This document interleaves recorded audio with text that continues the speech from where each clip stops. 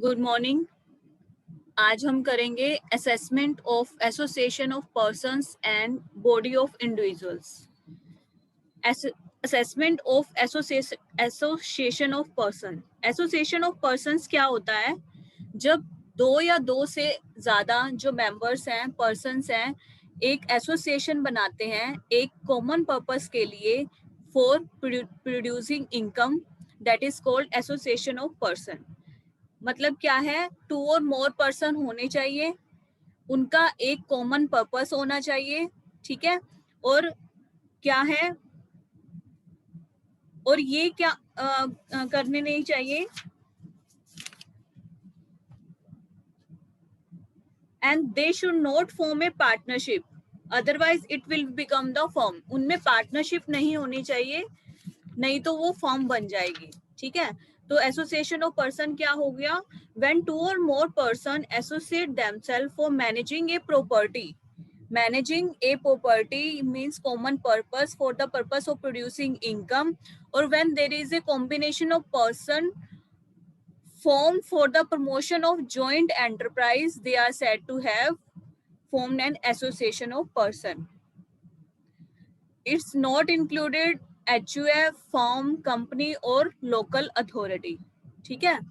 जैसे association of person होती है वैसे ही बॉडी ऑफ इंडिविजुअल होती है। उसमें भी क्या होता है? टू और मोर इंडिविजुअल होते हैं, एसोसिएट होते हैं, किसके लिए? Earn income. उनका भी क्या होता है? एक कॉमन पर्पस होता है। लेकिन कुछ डिफरेंसेस हैं एओपी और बीओआई में। लेकिन यहाँ पर एसोसिएशन ऑफ पर्सन और बॉडी ऑफ इंडिविजुअल का असेसमेंट है वो एक ही तरीके से किया हुआ है। तो यहाँ पर कुछ डिफरेंसेस क्या है? First, creation. एओपी किस लिए? वॉलंटरली क्रिएट की जाती है और बीओआई लॉ के द्वारा क्रिएट की जाती है, ठीक है। सेकंड है मेंबर्स। इसके अंदर इंडिविजुअल्स भी हो सकते हैं एओपी में और नॉन इंडिविजुअल भी हो सकते हैं। बीओआई में इंडिविजुअल ही हो सकते हैं। मतलब एओपी में इंडिविजुअल प्लस कोई कंपनी भी as a association of person join कर सकती है। थर्ड क्या है? कंडीशन। इसके अंदर क्या होता है?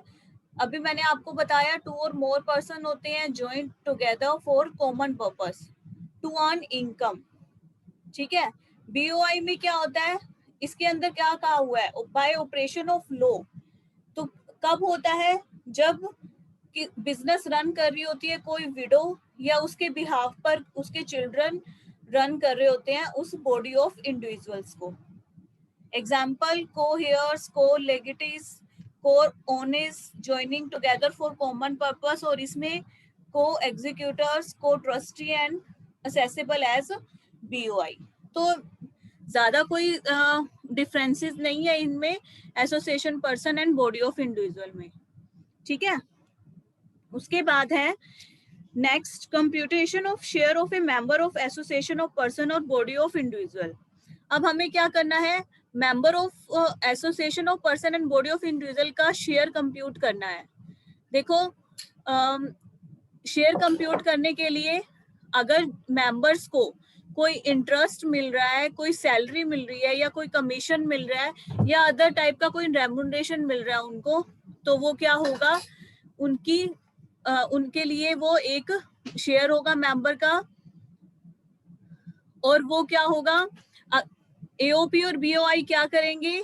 अपनी इनकम में से इन चीजों को लेस करने के बाद जो बैलेंस बचेगा वो भी मेंबर्स के अंदर उनका जो शेयर है उसके अकॉर्डिंग बांट देंगे।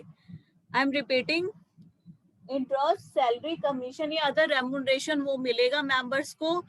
जो एओपी और बीओआई है उस अपनी जो टोटल इनकम में से ये चीजें सब लेस करने के बाद जो इनकम बचेगी वो भी इनके जो भी शेयर होगा वो इनके अंदर बढ़ जाएगा। सेकंड क्या है? अगर अकॉर्डिंग टू फर्स्ट क्लोज अगर प्रॉफिट आता है, अगर ये सारी चीजें लेस करने के बाद इनकम जो बचती है वो प्रॉफिट बचता है, तो वो क्या होगा? प्रॉफिट इन उस मेंबर के जो इंटरेस्ट सैलरी कमीशन है उसमें प्लस हो जाएगा और वो एज अ पूरा शेयर एओपी और बीओआई का कहलाएगा। उसका क्या, सैलरी, इंटरेस्ट, कमीशन या रेम्युनरेशन प्लस जो शेयर हुआ है बैलेंस एज अ प्रॉफिट, उन दोनों को प्लस करने के बाद उसका वो पूरा शेयर कहलाएगा मेंबर का। थर्ड क्या है, अगर फर्स्ट पॉइंट में जो बैलेंस है वो लॉस बचता है तो क्या होगा, वो लॉस जो उनको सैलरी वगैरह मिल रही है, जो इनकम हुई है, वो उसमें एडजस्ट होगा और वो जो एडजस्ट होने के बाद जो मेंबर का शेयर है वो शेयर कहलाएगा एओपी और बीओआई का। ठीक है, तो ये थे हमारे कि हम मेंबर्स का शेयर कैसे करेंगे। फिर उसके बाद है, अगर कोई मेंबर कहीं से कैपिटल बोरो करके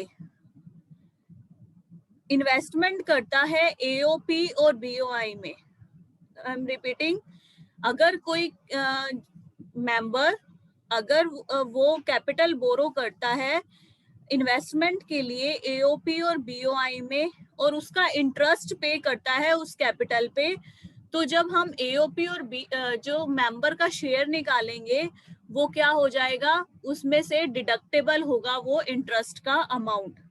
जो मेंबर का जो पूरा अमाउंट है, इनकम है, उसमें से वो अमाउंट भी डिडक्टेबल होगा एज अ इंटरेस्ट। जब आप इसके क्वेश्चन करेंगे, 5-7 क्वेश्चन है वो आप करेंगे, क्योंकि उसी से ही आपको इसकी थ्योरी का पता चलेगा कि ये क्या कहना चाहता है।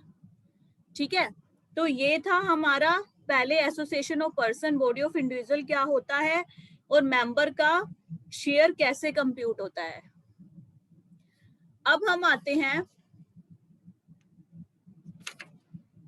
देखो आगे क्या है, 2 टेबल करवाऊंगी, इससे आपका चैप्टर क्लियर हो जाएगा जो मैंने आपको शेयर की हुई है।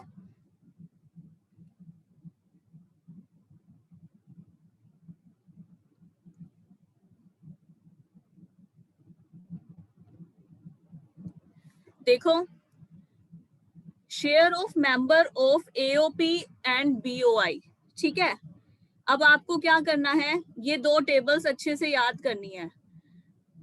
Share of member of AOP and BOI, देखो अगर AOP and BOI maximum marginal rate से टैक्स पे करती है, मींस 30% है मैक्सिमम मार्जिनल रेट, तो मेंबर का जो शेयर होगा वो जब अपनी इनकम कैलकुलेट करेगा उसमें वो इनकम नहीं दिखाएगा अपनी टोटल इनकम में। आई एम रिपीटिंग, अगर इफ एओपी और बीओआई मैक्सिमम मार्जिनल रेट से टैक्स पे कर रहा है अपनी इनकम पे, तो जो मेंबर का शेयर है एओपी और बीओआई में, वो वाली इनकम वो मेंबर अपनी खुद की इंडिविजुअल टोटल इनकम में उसका जो शेयर होगा वो क्या होगा, एग्जम्प्ट होगा, उस पे टैक्स नहीं लगेगा। सेकंड क्या है, if AOP and BOI is not liable to pay tax, अगर वो टैक्स नहीं पे करती तो जो शेयर है मेंबर का एओपी और बीओआई में वो टैक्सेबल होगा और उस पे कोई भी रिबेट नहीं दी जाएगी। थर्ड, इफ एओपी और बीओआई नॉर्मल रेट से टैक्स पे करते हैं तो शेयर ऑफ मेंबर क्या होगा, टैक्सेबल होगा, लेकिन उस पे रिबेट मिलेगी अंडर सेक्शन 86। ठीक है, तो ये 3 कंडीशन है। अगर एओपी और बीओआई मैक्सिमम मार्जिनल रेट से करते हैं तो देखो उन्होंने मैक्सिमम पे कर दिया, ये चीज का ध्यान रखना, मैक्सिमम पे कर दिया मतलब अब उनको अपनी टोटल इनकम में वो हिस्सा एग्जाम्प्ट हो जाएगा। अगर एओपी और बीओआई कर ही नहीं रहे टैक्स पे तो उन्हें अपनी इनकम पे करना पड़ेगा अपना शेयर, तो वो क्या होगा, और ना ही कोई रिबेट मिलेगी क्योंकि कोई भी टैक्स पे नहीं हुआ उस शेयर पे। अब देखो थोड़ा बहुत टैक्स पे किया हुआ होगा, नॉर्मल रेट से एओपी और बीओआई कर रहे हैं तो उन्हें क्या होगा, डबल वो भरने से रहे, इसलिए उनको क्या करना पड़ेगा, टैक्स तो लगेगा उसकी शेयर पे लेकिन उसको रिबेट मिल जाएगी अंडर सेक्शन 86। ठीक है, तो ये थी फर्स्ट पिक। सेकंड है tax liability of AOP and BI, अभी तक मैंने आपको क्या बताया था, मेंबर्स कैसे पे करेंगे अपनी शेयर की टैक्स लायबिलिटी। अब क्या है, एओपी एंड बीओआई की टैक्स लायबिलिटी कैसे बनेगी। अगर पार्टनर का शेयर नोन है एओपी और बीओआई में, और अगर पार्टनर का शेयर नोन नहीं है, अननोन है एओपी और बीओआई में, अगर शेयर नोन है मतलब वो 1:3 रेशो से अपना शेयर बांटते हैं, ठीक है, तो क्या है, फिर उसके बाद हम देखेंगे if members are liable to pay tax, फिर देखेंगे कि जो मेंबर की इंडिविजुअल इनकम है वो मिनिमम एग्जम्पशन लिमिट से ऊपर है या नहीं। अगर है तो एओपी और बीओआई 30% से टैक्स पे करेंगे, ठीक है। अगर कोई मेंबर लायबल नहीं है, मतलब उसकी 2.5 लाख से कम है इनकम, तो वो क्या है, एओपी और बीओआई नॉर्मल रेट से टैक्स पे करेंगे। और अगर पार्टनर का शेयर अननोन है एओपी और बीओआई में, तो एओपी और बीओआई मैक्सिमम मार्जिनल रेट मतलब 30% से अपना जो है टैक्स पे करेंगे, ठीक है। तो ये थी tax liability of AOP and BOI. और जो मैंने अभी आपको बताया मेंबर का शेयर, वो थी मेंबर्स अपने शेयर पर टैक्स कैसे पे करेंगे। तो यही है हमारा इस चैप्टर के अंदर। जब आप लोग इसके सम करेंगे तो इससे आपको थ्योरी और भी क्लियर हो जाएगी कि कैसे करना है। Thank you.